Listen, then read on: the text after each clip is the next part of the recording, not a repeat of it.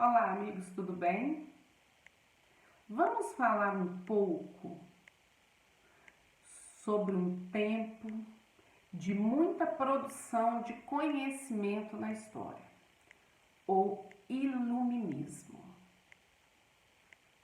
O iluminismo foi um movimento que recebeu esse nome justamente pelo fato de ter contribuído para a razão, para iluminar pensamentos e consciências e ideias, fazendo com que o século XVIII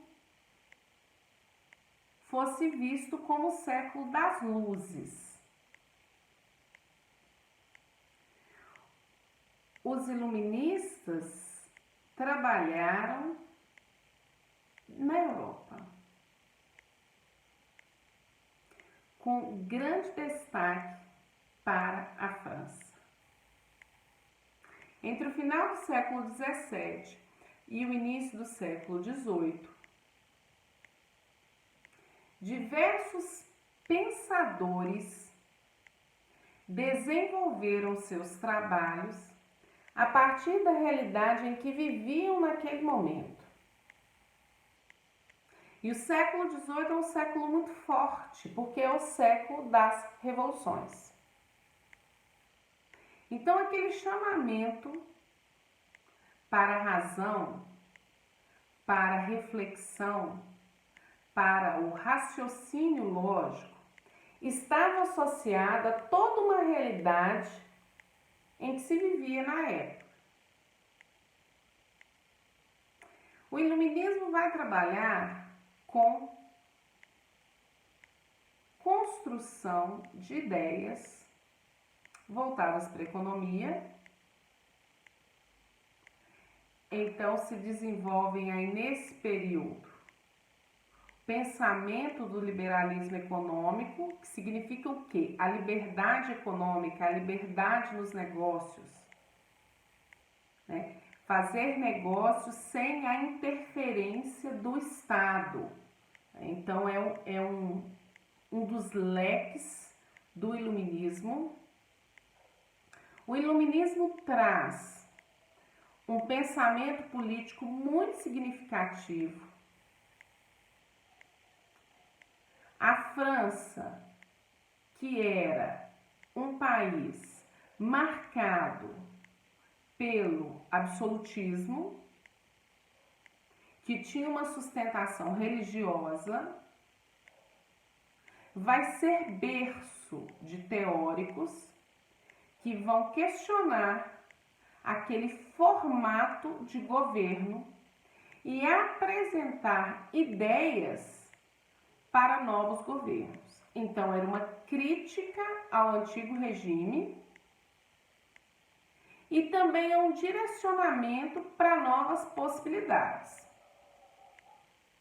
Nos dois sentidos, o iluminismo atende aos interesses da burguesia. Por quê? Porque a burguesia era um grupo social em ascensão econômica, mas ainda distante do poder político. Então, ela era atendida no sentido de defender o liberalismo econômico, né, com regras mais livres de negócios e de mercados, atendendo aí burguesia, e também atendia a burguesia no sentido de quê? No sentido de dar uma oportunidade para aquele grupo se aproximar do poder que era feito por um grupo menor, né, entre nobres e o clero. Né? A burguesia, ela tinha, como eu disse, ela tinha poder econômico, mas ela não tinha poder político. Então, quando vem essas ideias, essa proposta, né, essas propostas de novos formatos de organização dos governos, atende aos interesses burgueses. Há de se considerar que um outro leque do iluminismo foi a preocupação conhecimento científico.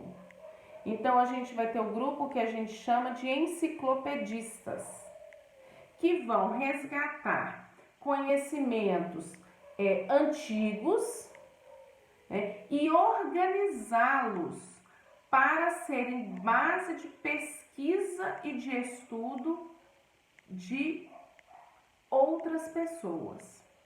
Então, esse também é um caráter muito importante. E, de fato, paralelo ou até associado ao movimento iluminista, a gente vai ter o desenvolvimento de diversas ciências, pesquisas, experimentos que vão construir teorias e desenvolver ideias em diversas áreas.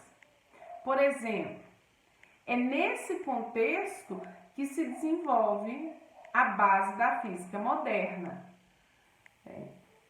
E é importante a gente pensar que o iluminismo tem suas raízes no Renascimento, porque o Renascimento abriu entre alguns homens os interesses pelo conhecimento e pela razão. Nenhum dos dois movimentos tem característica de ateísmo, negação de Deus. Mas ambos têm uma reflexão sobre as regras que os homens estabelecem em nome de Deus, muitas vezes contribuindo para a manutenção de alguns grupos no poder, como era o caso do rei absolutista. Então, é um despertar para as luzes, é um despertar para a razão. Há ainda uma variação do iluminismo, do pensamento iluminista, em atuações de governantes absolutistas, que vão se apropriar principalmente das ideias econômicas, mas continuar administrando com pulso firme e autoritário, absolutista, as suas regiões. É o que a gente chama de déspotas esclarecidos. Eles já têm o conhecimento e utilizam a parte que lhes convém no processo de administração. Então, o iluminismo contribuiu para a expansão do conhecimento, para o registro do conhecimento, para a reflexão de experiências diante da realidade em que as pessoas viviam. Mudar essa realidade levou tempo. Porque existe um tempo entre a ideia, o planejamento, a execução. E para que isso aconteça, muitos de nós temos que estar dispostos a mudar.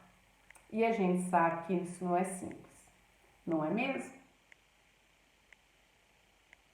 Então, nos tempos de Rousseau, Montesquieu, D'Alembert, John Locke, o mundo produziu muito conhecimento, que até hoje norteiam organizações econômicas e políticas no mundo. Ali estávamos construindo uma das bases do mundo contemporâneo. Vale a pena conhecer. Um beijo para vocês.